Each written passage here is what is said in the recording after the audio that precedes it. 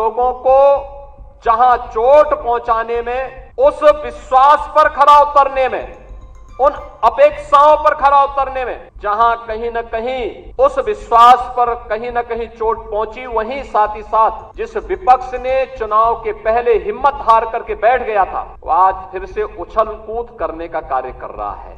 संगठन सरकार से बड़ा है।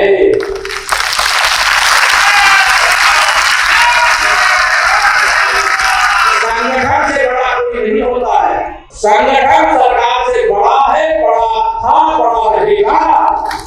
ये अदावत नई नहीं पुरानी है, लेकिन इन दोनों नेताओं ने कभी एक दूसरे को एक मंच से ऐसे तेवर नहीं दिखाए थे।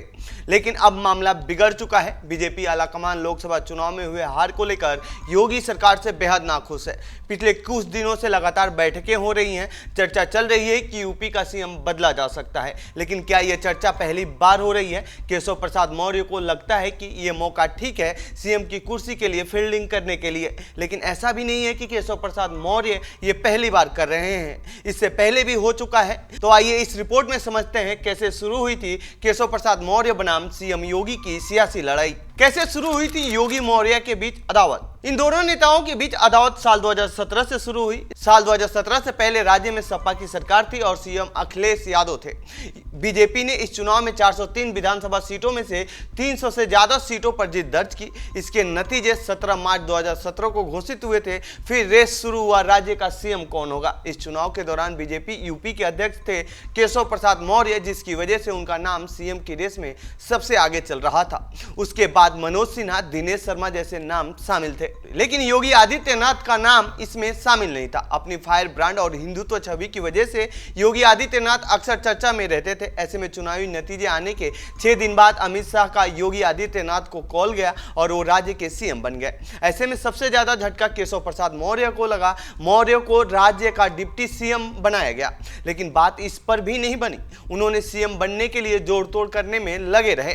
पहले भी योगी को हटाने की हो चुकी है कोशिश। इनके अदावत के किस्से के बारे में हाल ही में इंडियन एक्सप्रेस के संवाददाता श्याम लाल यादव की आई किताब at the heart of power the chief minister of Uttar Pradesh में लिखा है कि साल 2021 की गर्मियों में योगी आदित्यनाथ को सत्ता से हटाना बिल्कुल तय ही हो गया था। लेकिन इस बीच पार्टी को आभास हुआ कि चुनाव से ठीक 9 महीने पहले सीएम को बदलना भारी पड़ सकता है। इसी साल नवंबर 2021 में जब नरेंद्र मोदी 56वें डीजीपी सम्मेलन में शिरकत करने लखनऊ आए तो राज्य भवन में योगी ने मोदी से मुलाकात की। इसके बाद 21 नवंबर को योगी आदित्यनाथ ने एक तस्वीर पोस्ट की जिसमें नरेंद्र मोदी और योगी आदित्यनाथ साथ में टहल रहे थे और मोदी योगी के कंधे पर हाथ रखा था। श्यामलाल यादव ने सीएम योगी को हटाए जाने की रणनीति के पीछे कई वजहें बताई हैं, लेकिन उसमें एक जो सबसे बड़ी वजह थी वो थी केशव प्रसाद मौर्य और योगी के बीच की अदावत, जिसको लेकर राज्य में सरकार और पार्टी के बीच कई बार अनबन हो चुकी थी।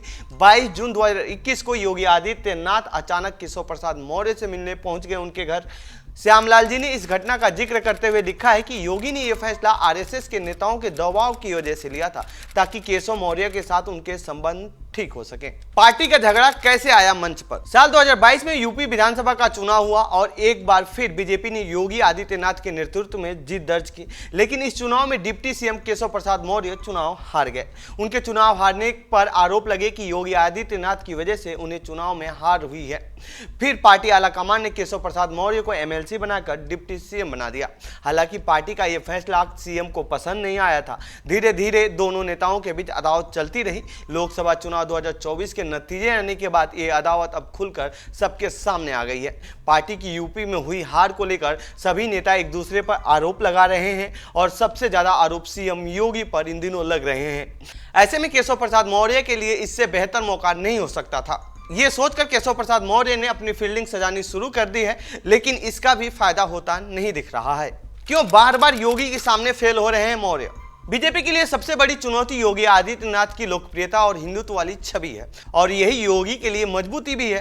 बीजेपी के स्टार प्रचारक पीएम मोदी के बाद योगी इकलौते ऐसे नेता हैं जिन्होंने लोकसभा चुनाव में सबसे ज्यादा चुनावी रैलियों को संबोधित किया है। अगर आंकड़ों से इस बात को समझने की कोशिश करें तो लोकसभा चुनाव में इस बार अगर नरेंद्र मोदी ने 206 जनसभाएं की थी तो योगी आदित्यनाथ ने अपने दम पर 204 रैलियां की। बड़ी बात यह है कि उनका प्रचार सिर्फ उत्तर प्रदेश तक ही सीमित नहीं रहा, कई राज्यों में बाकायदा चिट्ठी लिखकर उनके प्रचार की डिमांड की जाती थी। कई सीएम सामने से योगी आदित्यनाथ का स्वागत करते हैं। यह बताने के लिए काफी है कि बीजेपी में इस समय योगी आदित्यनाथ की अहमियत और जरूरत काफी ज्यादा बढ़ चुकी है। समझने वाली बात यह भी है कि योगी आदित्यनाथ बीजेपी के लिए कोई बड़ी जाति वाला चेहरा नहीं है, बल्कि इससे ऊपर उठकर वे हिंदुत्व का वो प्रतीक बन चुके हैं जिनके सहारे एक बड़े वोट बैंक को पार्टी अपने साथ करने की कोशिश करती है। इस बार लोकसभा के चुनाव ने जरूर बीजेपी को झटका दिया है, लेकिन इस एक विफलता को योगी आदित्यनाथ से निजी तौर पर जोड़कर नहीं देखा जा सकता है।